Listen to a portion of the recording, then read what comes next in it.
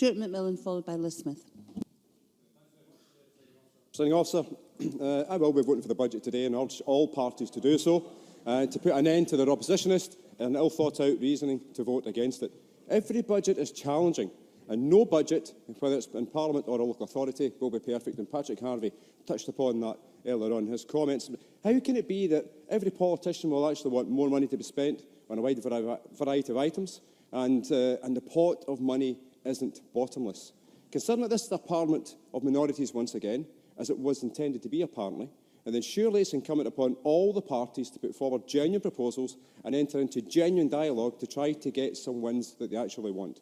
Unfortunately, the hapless, the Tories, and the hopeless, Labour, have proven once again to be failures at wanting to improve the budget, and then there are the Lib Dems.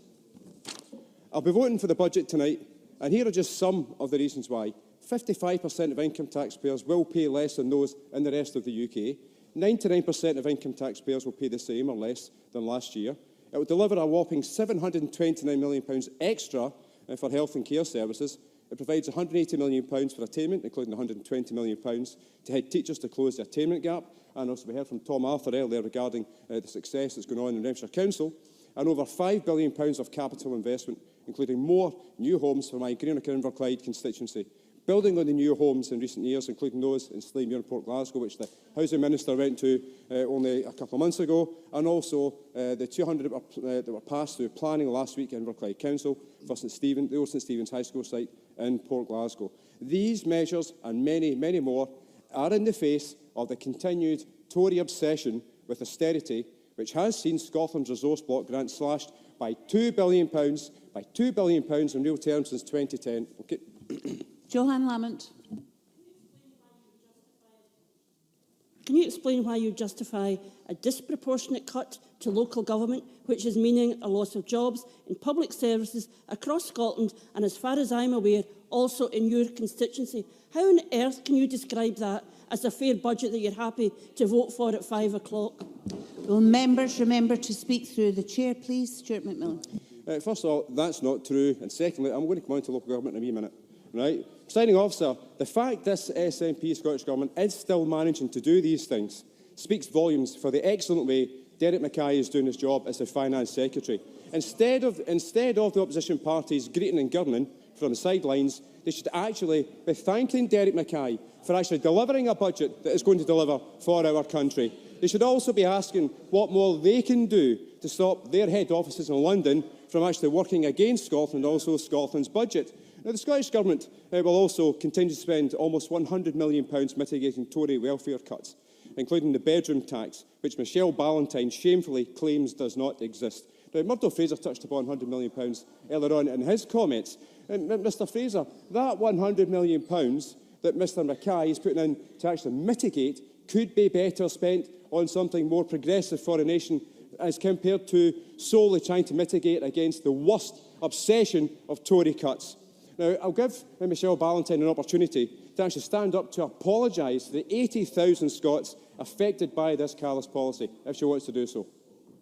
Michelle Ballantyne. People in the room quite clearly know that what I said is it's not a bedroom tax. It was the removal of a spare room subsidy, not a tax. It's a subsidy. Stuart McMillan. Subsidy. So it's okay. So it's a subsidy. It's not a tax. All right. Okay. Once again, the Tories proving yet again they do not understand and they do not comprehend what's going on in the real world, in our streets, our communities in Scotland. There's also this £100 million is also in addition to the investment in food banks from £1.5 million to £3.5 million, which also is a consequence of a brutalist Tory regime with no heart, no compassion, and also absolutely no clue of the real world. Now just think, Presiding Officer, if the Scottish Government actually had extra money to spend, it could invest in many other ways as compared to solely mitigating against Tory cuts.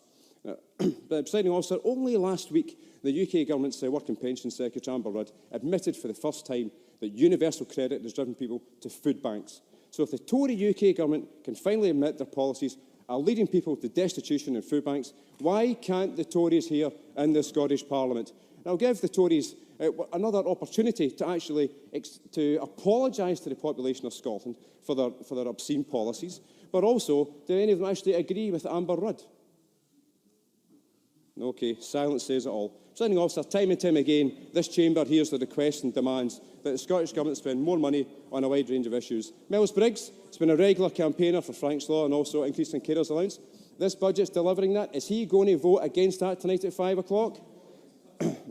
Also, in October, the Tories also demanded the Scottish Government ensure all Barnett consequentials as a result of the increased health spending go direct to the NHS and social care. This budget delivers that and also even exceeds it. Are the Tories seriously going to vote against another one of their own demands? Also in October, Monica Lennon was claiming credit for Mr Labour. McMillan's just closing. Monica Lennon was claiming credit for Labour as the First Minister announced there will be access to school counselling services. This budget delivers that. Are Labour seriously going to vote against that and also one of their own demands?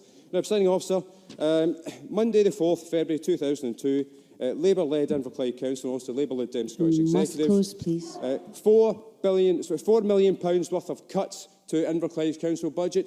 And also, the council leader at the time said, this is standard procedure and I'm confident officers will come up with recommendations to address this. We are dealing with it as we do Please in close, every year. Mr McMillan. Okay. Thank you very much, Presiding Officer.